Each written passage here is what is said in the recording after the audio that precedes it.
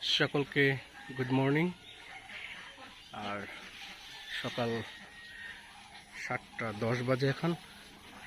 তো রিতাস ফার্মের যে চীনা হাঁসের ফার্ম আছে সেই ফার্মে আসছি, আপনাদের দেখাবো আজকে। এখানে সকালবেলায় ওদের খাবার দেওয়া বা দৈনিক সকালবেলায় যে কাজগুলি আছে সেগুলি। তো এই দেখছেন সকালবেলায় ওরা খাবার জন্য এখন ক্ষুধার্ত।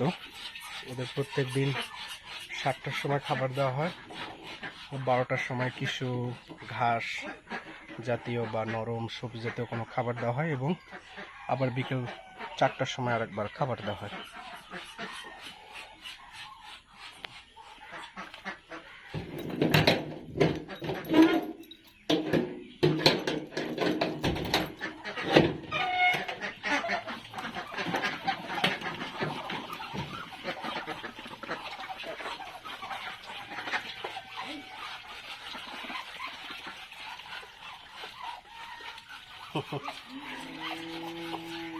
সবাই খুবই ক্ষুধার্ত খাওয়ার জন্য, সারা রাত কিছু খায় না।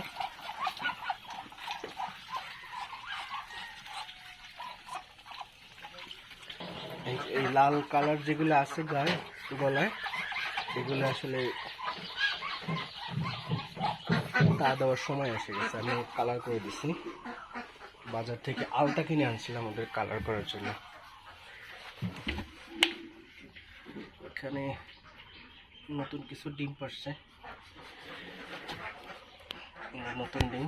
ওই জায়গায় একটা হাঁস বসে, যেগুলি লাল পেন দিয়ে দাগ দেওয়া আছে সাইন পেন দিয়ে, তো ওগুলো আসলে আগের ডিম। ওই জায়গায় না, বেশিরভাগই গতকালকের ডিম। এখানেও একটা হাঁস বসে,